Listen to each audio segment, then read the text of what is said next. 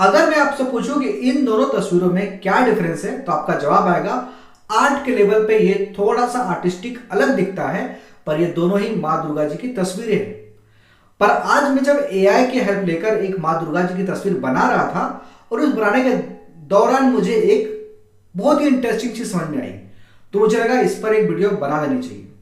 तो आप सभी का स्वागत है ट्राइमा के एक और वीडियो में। अगर आपने चैनल को अभी तक सब्सक्राइब नहीं किया है तो सब्सक्राइब कर लीजिए, क्योंकि एक सब्सक्राइब हमारे लिए बहुत हेल्प करता है, हमारे कॉन्फिडेंस को बूस्ट करता है एक और इस तरह के वीडियो बनाने के लिए।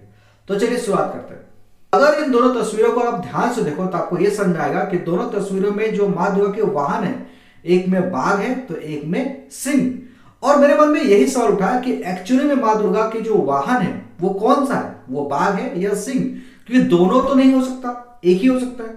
जिस तरह से गणेश को हम लोग मूसक यानी कि चूहे को एज अ वाहन के रूप में देखते हैं, ठीक उसी प्रकार जिस प्रकार से हम माँ सरस्वती को हंस के ऊपर देखते हैं, कार्तिकों को मोर के साथ देखते हैं, तो मुझे लगा ये दोनों सेम तो नहीं हो सकता।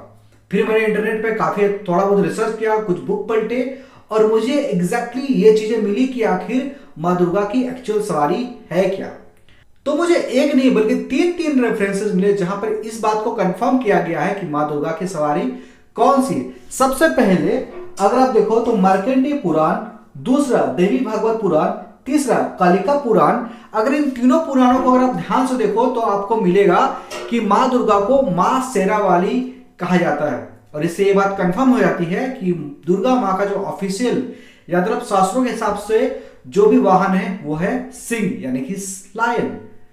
तो फिर जो भी अलग अलग कल्चर में या अलग अलग जगह पे हमें बाघ के रूप में भी क्यों दिखाया जाता है, तो इसका जवाब हमें मिला है कई बार। जब मैंने इसको लेकर थोड़ा सा और पढ़ाई करना शुरू किया तो मुझे एक बात पता चली बहुत ही इंटरेस्टिंग, कि खास करके हिमालयन रीजन में या फिर नॉर्थ ईस्ट में या फिर खास करके बंगाल में, बंगाल, झारखंड, बिहार और उड़ीसा के कुछ इलाकों में वहां पर बाघ को रिप्रेजेंट किया जाता है, क्योंकि शेर हो या बाघ दोनों ही पावर को रिप्रेजेंट करता है। और आप सभी को पता है क्योंकि बंगाल में बंगाल टैगोर बहुत ही ज्यादा फेमस है, इसलिए उन्होंने शेर के जगह पे एक बाघ को रिप्रेजेंट करना शुरू किया।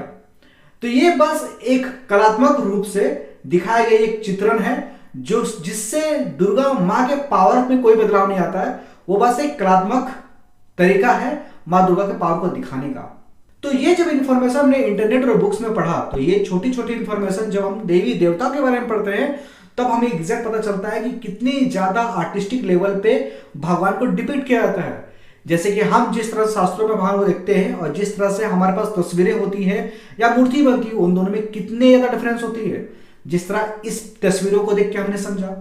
और इसी तरह से अगर आपको और भी यूनिक चीजें के बारे में जानना हो, देवी देवताओं के बारे में, या फिर आपको किसी भी तरह का डाउट हो या फिर आपके परंपराओं में किसी चीज के बारे में जानकारी चाहिए, तो नीचे कमेंट करना मत भूलिए और हमें बिल्कुल बताइए कि क्या आपको आपके इलाके में कस्टम्स के बारे में या फिर जो भी परंपरा है उसके बारे में कुछ जानना है, तो हम रिसर्च करके आपको बताएंगे कि इसके पीछे का रीजन क्या है।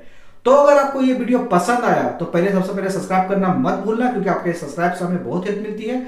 लाइक करते हैं, कमेंट जरूर करना, और अगर आपको ये वीडियो सच में पसंद आई है तो नीचे जय मां दुर्गा लिखना मत भूलना।